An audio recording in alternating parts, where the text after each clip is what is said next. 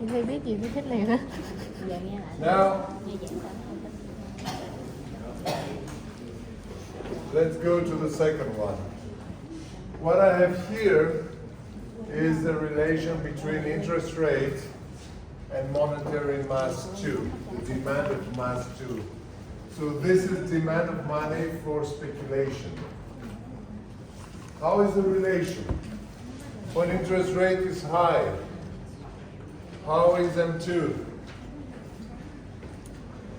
Look at investments, the monetary market. When I1 is high, when interest rate is high, how is M2? Guys, you need to do this work to understand how it works. Sai của thầy nhớ rồi. When interest rate is high, how is M2? Look at your third chapter investments. Did you find it? Investment chắc mấy. It's low. Investment chắc mấy, chắc này. Tùy với màu đây. So M2 is low.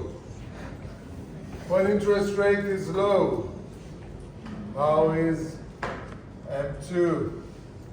M2 is high. You'll find this in the monetary markets when we looked at investment. So the relation between M2 and I is this one. Yeah. Then I get this information up here for M2. Okay, this is the most difficult part. So I put in relation M2 and M1. Look at this chapter on investment. What did we say? We say that M1 plus M2 is equal to M, right? Yes. We said that M is equal to L, right? Where L is the supply of money From central. from the central bank. Now, if L doesn't move, so L depends upon the decision of the central bank. This means that L is equal to M1 plus M2, and L doesn't move. This is stable. So if M1 increases, what happens to M2? It decreases. It's automatic. So M1 plus M2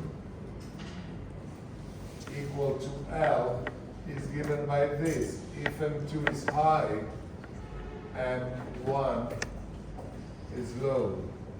If M1 is high, if M2 is low, M1 is high. Look what happened to people when they decide to buy a house or a car.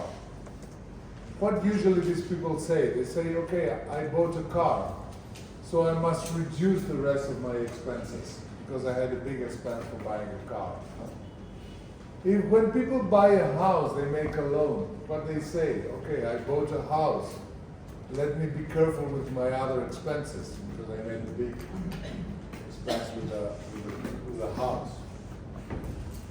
Now let's take this information here, M11, M12, and let's put it together with Y. What M1 represents? What is M1? It's the demand of money for consumption. So M1 is the same as consumption. How is consumption compared to Y? Like that. So this is C to Y, or M1 to Y. So this is W2 and Y2, I'm sorry, and this is Y1.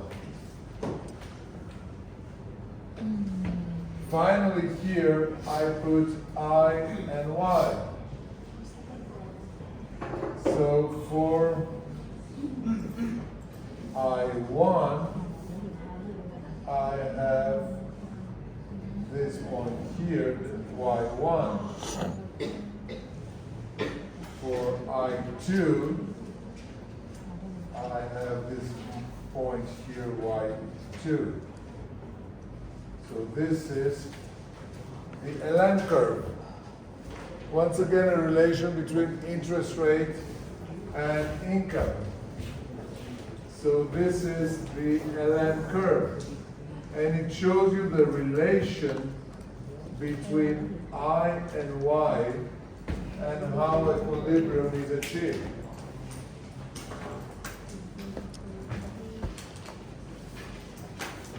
So here you have more complex stuff. You have the way the financial market works, the way the monetary market works, and they both give you a relation between interest rate and income or GDP. And as you can see, once the relation is high interest rate, low income, low interest rate, high income. But if I go through the monetary markets, it's the opposite. Low interest rate, low income, high interest rate, high income. So when you make the two meet, because they two represent a relation between interest rate and income, you have the general relation in your economy between interest rate and income. These are fundamental things you must know if you want to work in the financial sector.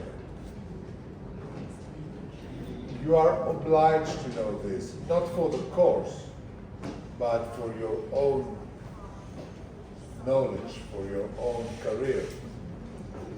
You must be able to understand these things. Or else you will never go up in your career. You must be able to understand these relations. Because what you have here, you have the whole economy in 9 tables. 4 of ES, 4 of LM, plus the general one. You have all the economic relations. So you can see what happens every time you change something. And this is what we're going to do this afternoon. Okay, I'll let you write down and then we can have our noon break, okay? Write it down. We meet again at 1 o'clock. No, break.